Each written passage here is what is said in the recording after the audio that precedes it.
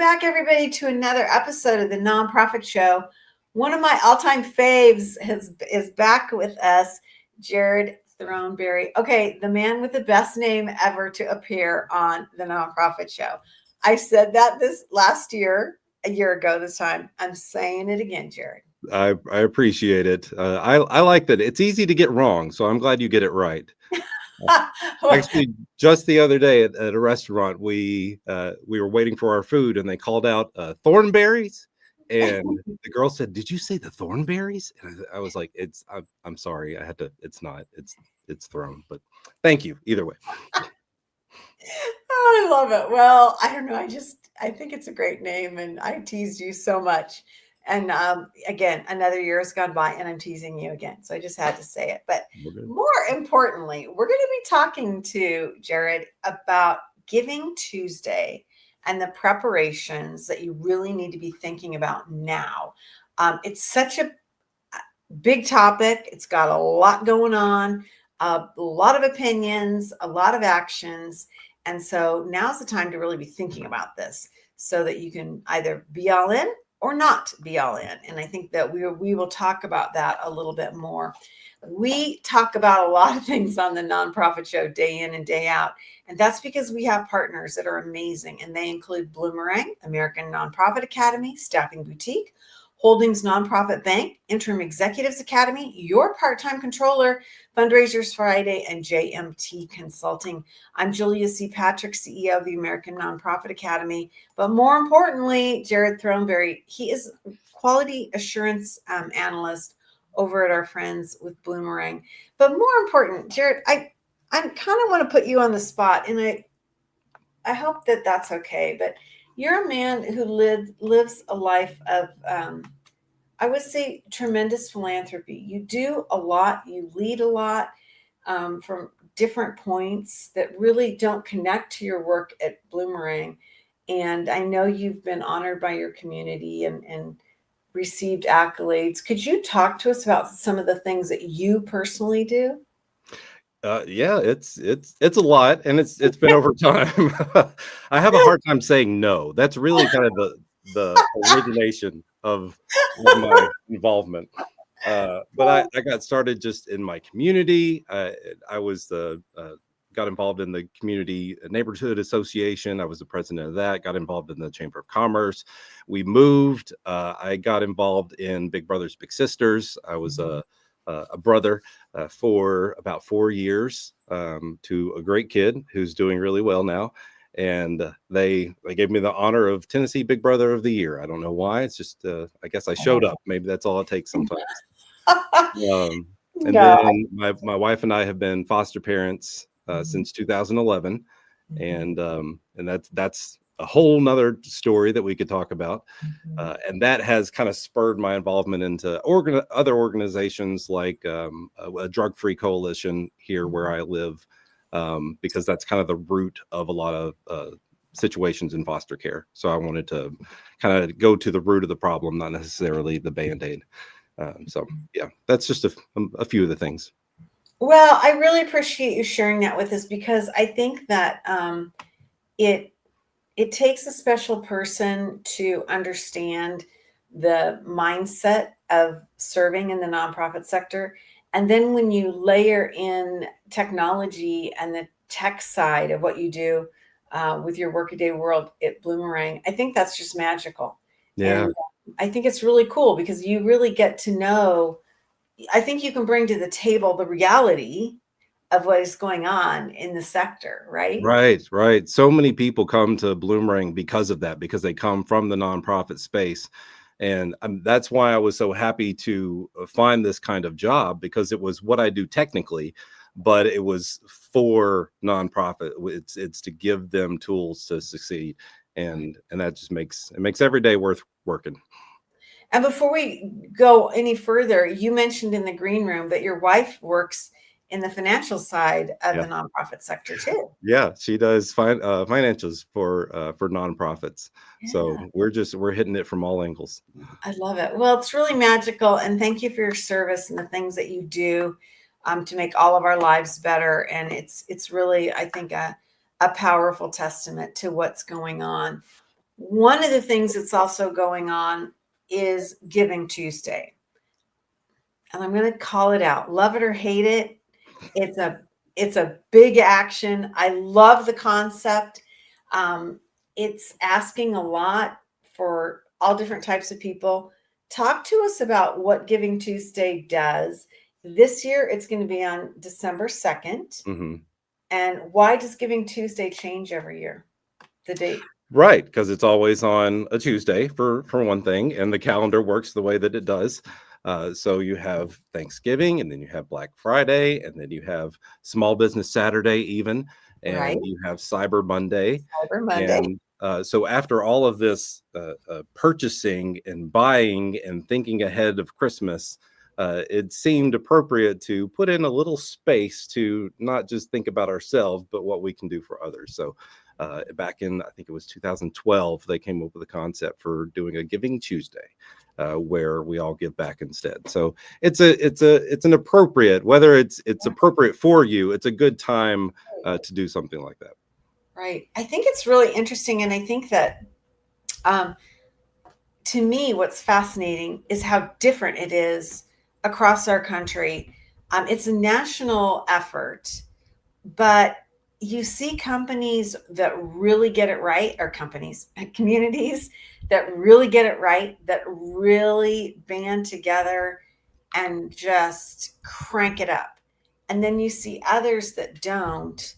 And so it's kind of an interesting aspect of the whole thing. What are your thoughts on that?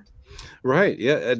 I mean, it goes into, I think, what we're going to talk about the rest of the day today is whether or not you want to do it, and do you want to do it well.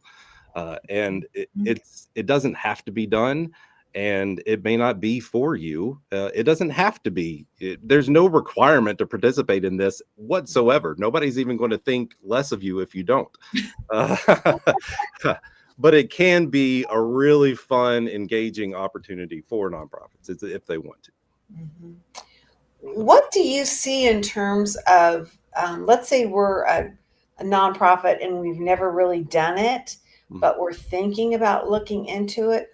How can we make a determination, or should we make a determination, if Giving Tuesday is a strong piece of our community? Like, because I Yeah. don't think it's the same in every community.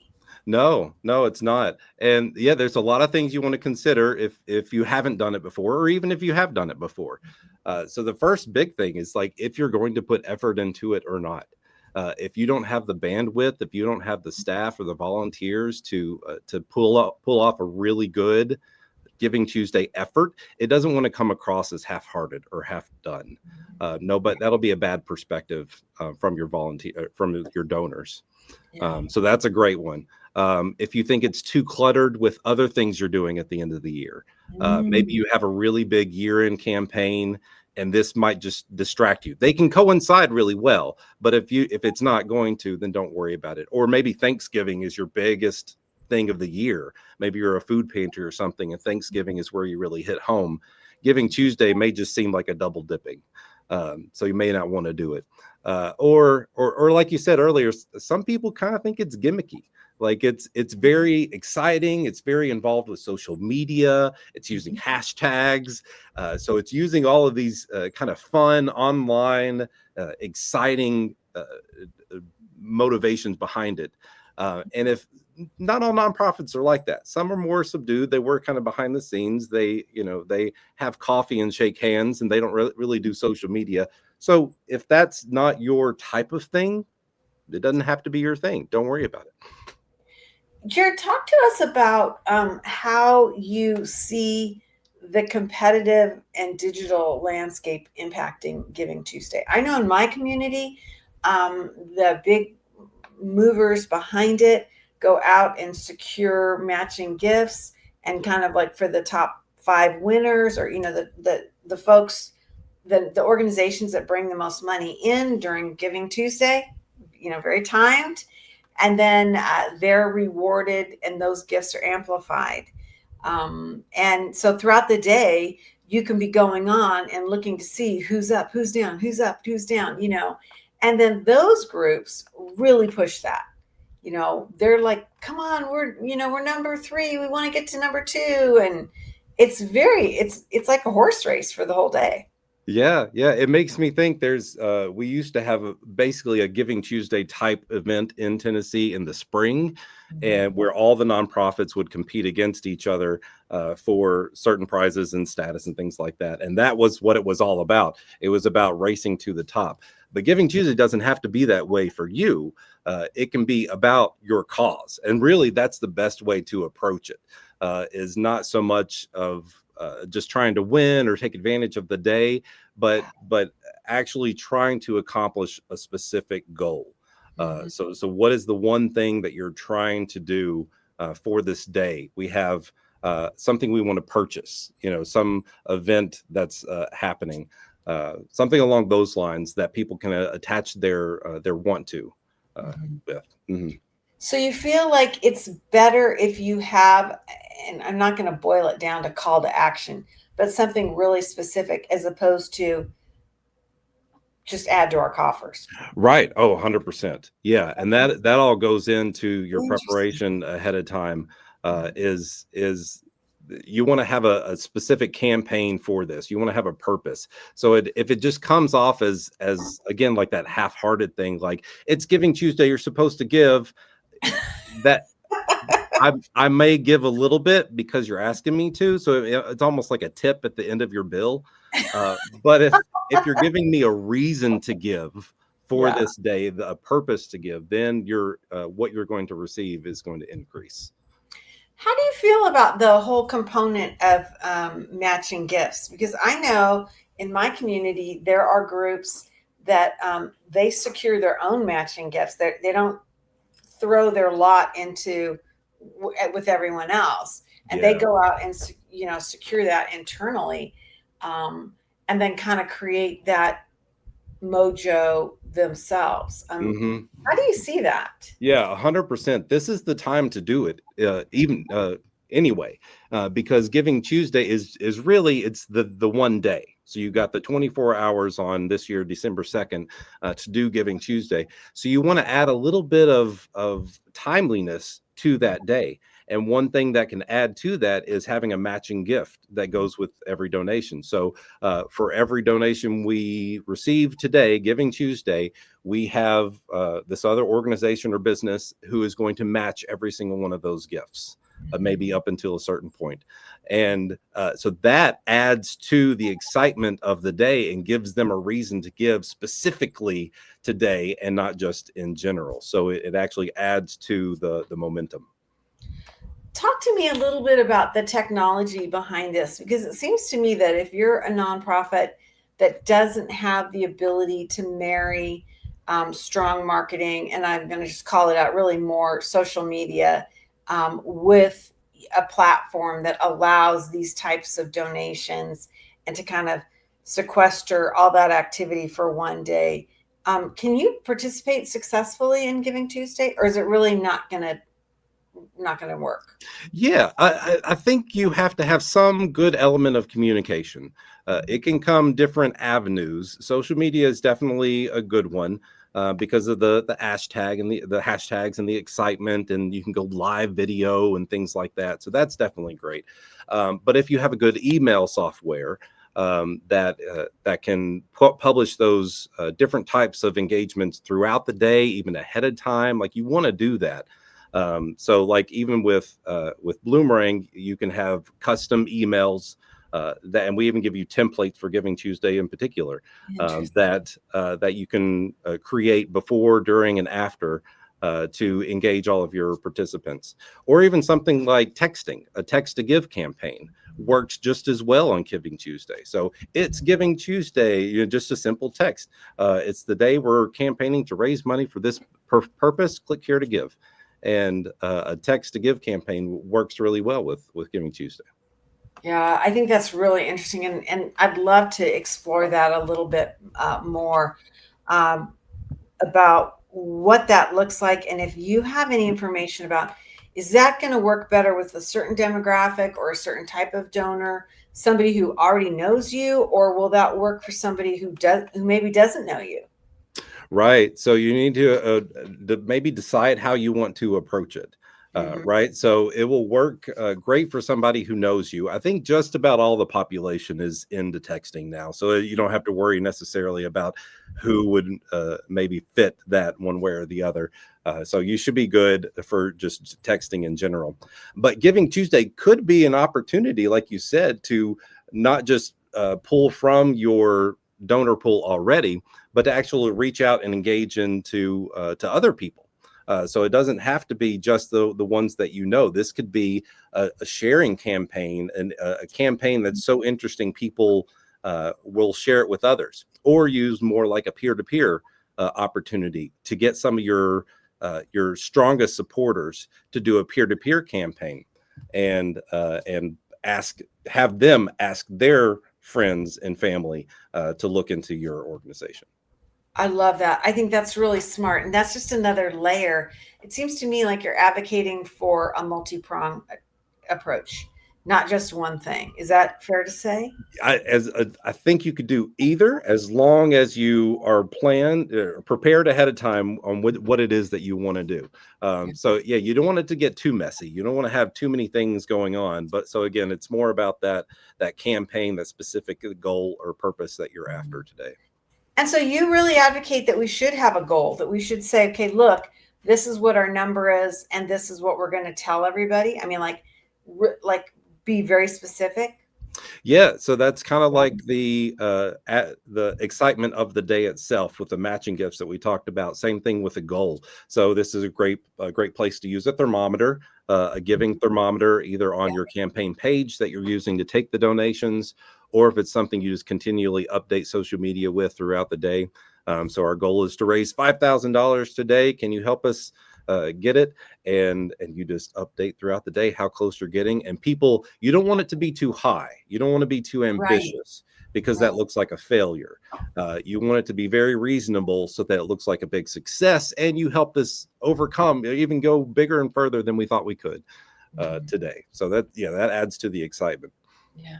At some events, I know it's very popular with the kind of Benavon model that Terry Axelrod started, where you have like a community breakfast, and you kind of, if you will, seed some of those gifts.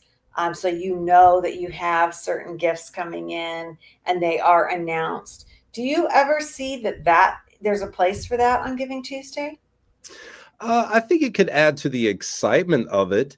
If it's too, I haven't thought about it too much. If it's too formulaic, or it seems a little too gimmicky, then maybe that won't come across as authentic.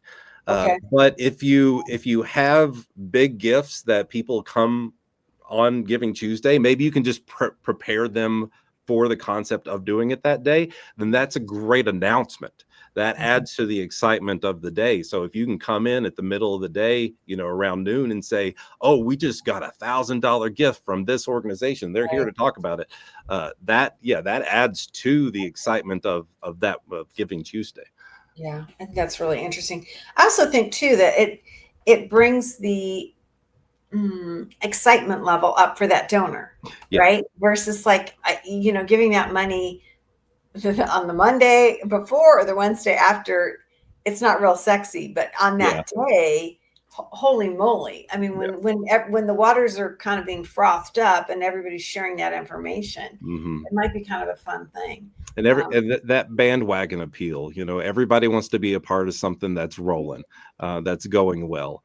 And so to see that other people are doing it, other organizations, other businesses are participating in big ways, then that just adds to it. Yeah, I think it's such an interesting thing, and it's really the psychology of group sales. I mean, to me, let's talk about preparing early for the best results. I mean, we're right now in the beginning of September, and for some of us, this seems so far down the road. But really, it's just like right here. Yeah. It's like literally less than 10 weeks away from this date. When you think about where we need to be, what does that look like to you? I mean, because we should be marketing up before that, right? For the week before, or 2 weeks. What does that look like to you? Oh yeah. No, because like you said, it'll come as faster than you think. I'm already mad summer's over. Like that's it. It came and went, and I did what did I do? I don't even remember. And the same thing is going to happen with Christmas. Like it'll be here before you know it. And the reason they have that phrase, but it's not simply enough to just participate. Try to do it apprehensively for Giving Tuesday. So you definitely want to start planning early, and the first thing you want to do is decide on the goal in the campaign that we talked about. So what's the purpose of our Giving Tuesday this year, and what kind of goal are we going to have? And then once you have that, you can start your communication schedule. So Giving Tuesday doesn't need to be the first time that anybody hears from you. They need to have known who you are, especially if you're reaching out to your base before then. And what you do up until then is talk about the good things that are going on at your organization. You talk about the success that you're having. You're talking about the needs and the situation that you're in. You tell the story of the people who are benefiting from your organization. So you do that up until Giving Tuesday. And you don't have to talk about Giving Tuesday all the way, starting now, all the way up through November. But you do need to have that story in place. So these are the building blocks of what's going to happen on Giving Tuesday. So plan that communication schedule out now, and then maybe even more importantly, plan out your execution the week and the day of Giving Tuesday. So when are you going to start telling people about it? I'm going to send this email on the Monday before. We're going to send another reminder out on Saturday. We're going to do these kinds of social media posts. So have all that actually planned out or even scheduled. Like go ahead and make it and schedule it. Yeah, do it ahead of time and include your appreciation communication after the fact. So I love that. I also want to ask you before we move on, what about the technology aspect? Because it seems to me that if you don't have this up on your home page, I mean, as we say, above the fold, you're missing out. Is that true? Or will people go kind of hunt around and find you? Yeah. So I don't think people, you definitely need a donation aspect on the front of your, a call to action on the front of your homepage regardless. But with Giving Tuesday, they're going to be like finding out about it, most likely from your communication. So what you can do is send them to a particular place. Like with our software, you can create a particular campaign page just for this day. So the verbiage is there, your call to action, your goal, all that stuff is on that one campaign page that you can link everybody to from however you're communicating. Great. So don't just wrap it into your regular donation button activity, but really pull that experience out and make it special. Yeah. Don't just give to us because it's Giving Tuesday. Give to us to this cause for this reason. Right. I love that. I appreciate you kind of helping us understand that. Let's talk about this aspect, which blew my mind when we started putting together this episode. And you're advising us to think about non-financial asks on Giving Tuesday. And I was like, what? I've never thought of it. I don't think I've ever seen it. Holy moly. I think this is brilliant. So talk us through what we could be doing that's a non-financial ask. Right. And this may have come to me because of the stuff I'm involved in. So with foster care, there's often a pull for Christmas gifts around this time of year. I help with a pregnancy center. There's diapers and wipes that they're always in need of. So there's a wish list for Christmas that a lot of organizations do. This is a great time for food banks to be gathering money. So you don't have to just ask for money, and that can be a part of it, but you can ask for something particular. So ask, this is Giving Tuesday, give diapers. This is Giving Tuesday, give a gift for Christmas for one of these kids that are a part of our nonprofit. You could even ask your supporters to share a post, and that is the Giving Tuesday. So we've curated an informational post about who we are. Send them an email and link to that social media post and say, for Giving Tuesday, will you simply share this with your community? Or do a wish list online, like Amazon wish list, and you have people just choose something to buy it. Or, and here's my other idea here. Let's just see how this works. I tried this once too, actually, with an organization. It went pretty well.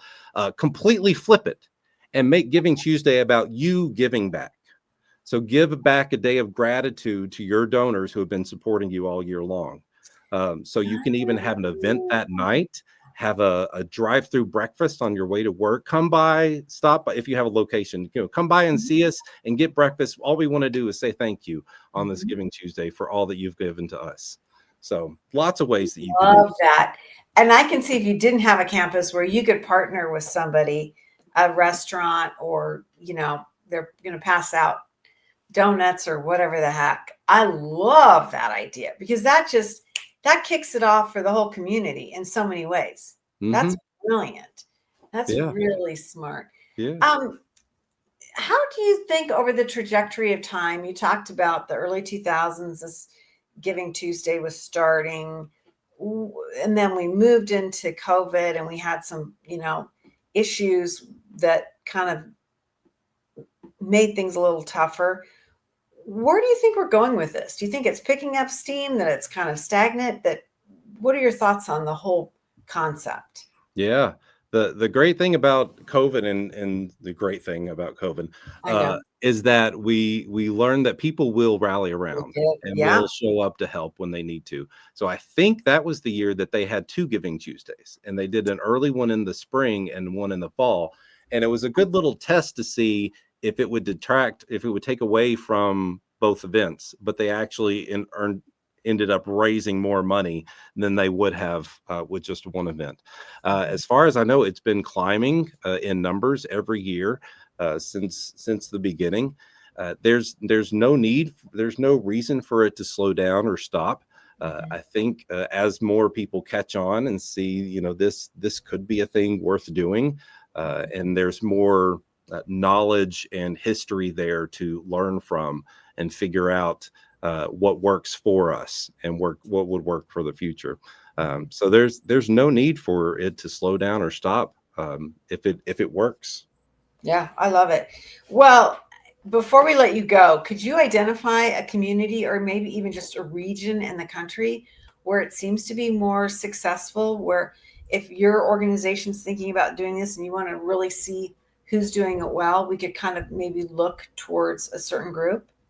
Yeah, I mean, actually just searching around, because in doing my research for this, you could see lots of trends of the types of organizations that participate in Giving Tuesday. So there is that hashtag that's used, and that's actually a side note that I learned about, is don't rely on just that hashtag Giving Tuesday, because it can be hijacked by bad players or just too much muddy in the water. So create your own. If you do want to rely on a hashtag, create your own and use that. But the people who are successful at this are, again, the ones who plan, the ones who are already got a donor base who are involved and have something specific to give to. So using those 3 things is what's going to set you apart. Absolutely. Well, you are always set yourself apart by the work you have done and committed to in your community. Jared Throneberry, he's the quality assurance analyst with our friends over at Bloomerang. And what a joy to have you back on and to learn from you. I think this is such an important topic. And I love that you as an individual and you as your family are so engaged in American philanthropy. And so it even makes what you say, I think, that much more powerful. So thank you so much. You can learn more about Bloomerang at bloomerang.com. And they have been a valued partner of ours from the very, very, very beginning. So, and thank you. Yeah. Thank you for what you do and for having us on. And I tune in on a regular basis to watch these, because it helps me. It me personally. So it's good. Well, thanks. Now I got to step up my game. Well, you have just been a delight, and we welcome you back. As I said, the man with the best name ever to come across all of our guests here on the Nonprofit Show. And we've done more than 1,400 episodes. So we've had a lot of people on here, and that's a pretty high bar, that name. So I'm just saying, you're good for another year to hold Awesome. that torch. Hey, we have amazing partners. They include Bloomerang, as we just said, American Nonprofit Academy, Staffing Boutique, Holding Nonprofit Banking, Interim Executives Academy, Your Part-Time Controller, Fundraisers Friday, and JMT Consulting. These are the folks that work with us day in and day out. As we end each and every episode, we leave with this message, and it goes like this: to stay well so you can do well. Thanks, everyone.